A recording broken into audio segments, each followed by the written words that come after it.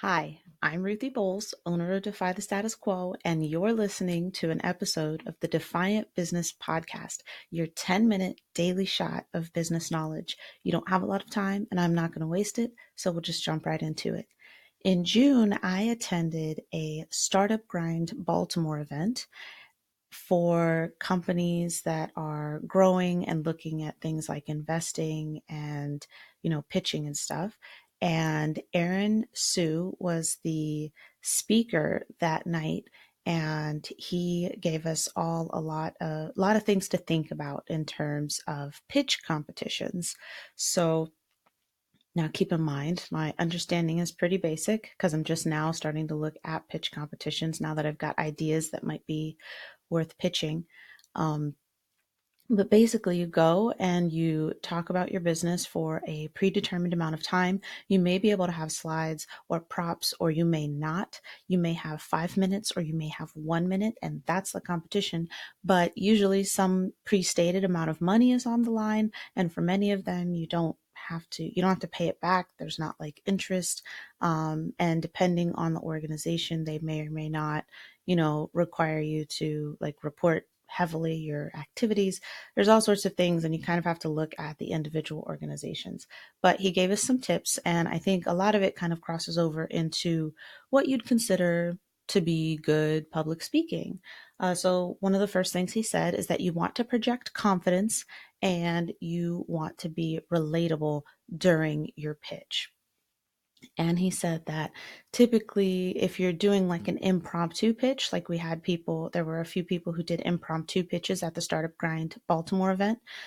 And he recommended, 2 to 3 minutes is normally ideal. And that's because of the human attention span. You go on much longer than that, and people just stop paying attention.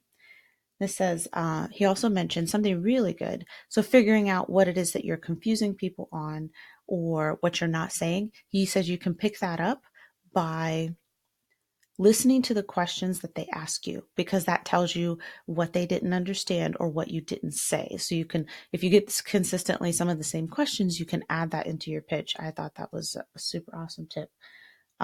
When you're going to an actual competition, Aaron said that you always want to ask what your allotted time for your presentation is and what your allotted time for your Q&A is. You don't want to have your presentation and come up too short, because if you do, you're probably not making, the best use of the time given to you.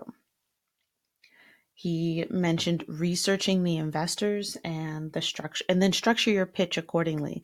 So some organizations are a bit more about like social impact or world impact. What good things are you doing? What good things are your product or whatever your business idea is doing? And then some investors are all about the money. So if you know you're going to one that's more about impact than just spewing numbers and statistics at them about how your projected stats are, how your product is going to do, would not be as beneficial as exploring maybe statistics on the actual impact, the social impact that your product could have. But if you were going up in front of investors who are very much about, okay, how much is this going to earn, how am I going to make money, then those would be the sorts of numbers that you'd want to share. So it's not that the information you have is invaluable. It just may be that you may not have the right audience for it if you don't do that research ahead of time. And he says you should pitch the problem, right? Like, this is why you should care about the solution. So you start with the problem and you move toward this is why you should care about the solution. And I think, of course, people can understand the problem. They may not understand your product initially, but they'll be able to understand the problem. And then he mentioned, like, how do you know which competition to go to? And he said that he used Google a lot, but then because he had talked about his idea with so many people, he was able to leverage his network to kind of be, the eyes and ears out there. So whenever they heard of something, they would come and tell him. And I mean, how great is that? I mean, it's basically like the referral network you're looking to build as a small business owner anyway, product or service, whatever it is that you have. And, hearing about pitch competitions where your product, your service, your services would be, of interest to investors is something you might miss, especially if it's relatively small. He also mentioned that VCs and foundations really like Twitter. So that's kind of cool. So if you're looking to get into pitch competitions, you might want to check out Twitter and look for some hashtags, some relevant hashtags. He definitely said that a targeted approach to which pitch competitions you do or which pitch competitions you apply for is better than the spaghetti at the wall approach. Throw a handful of spaghetti, see what sticks. So he said that was definitely the targeted approach helped. Because it keeps you from doing a lot of wasted work filling out the applications. So that's why researching the foundations and such ahead of time, they'll help you waste time or help you not waste time rather filling out an application, especially if you fill it out in such a way that it doesn't appeal to your target audience, in this case being the foundation or whatever it is that you're applying for.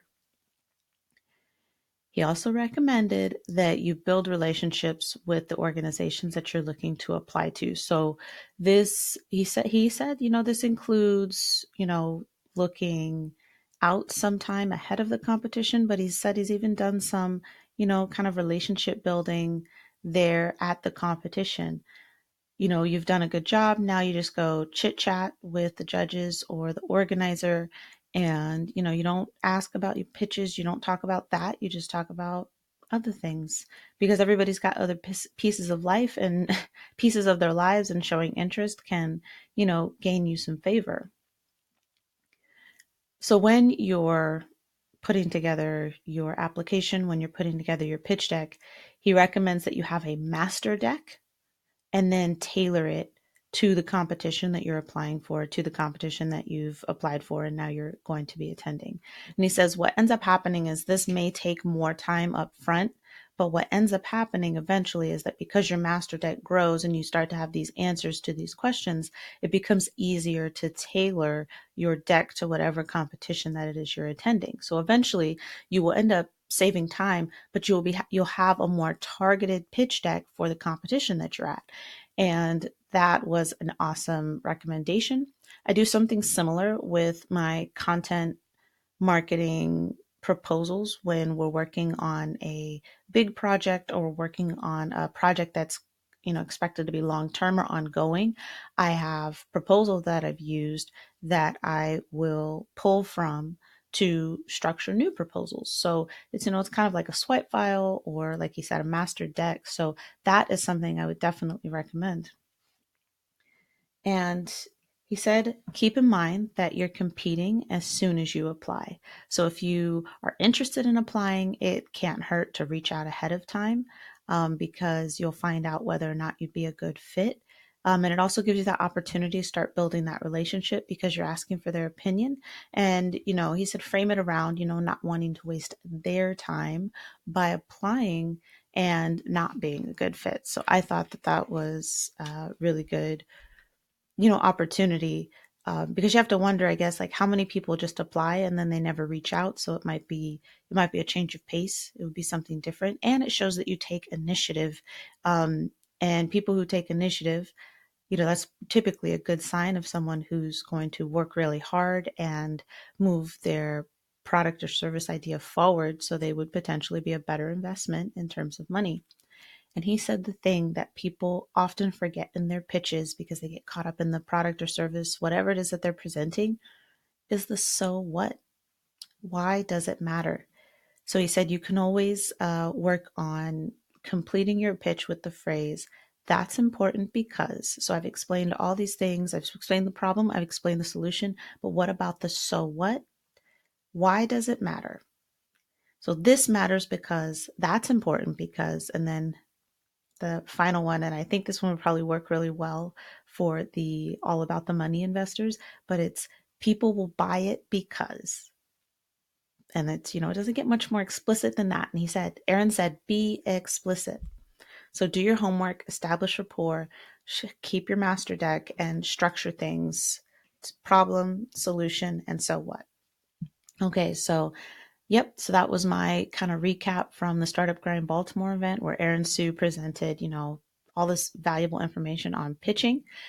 And I'm Ruthie Bowles. This has been an episode of the Defiant Business Podcast, and I look forward to seeing you next time.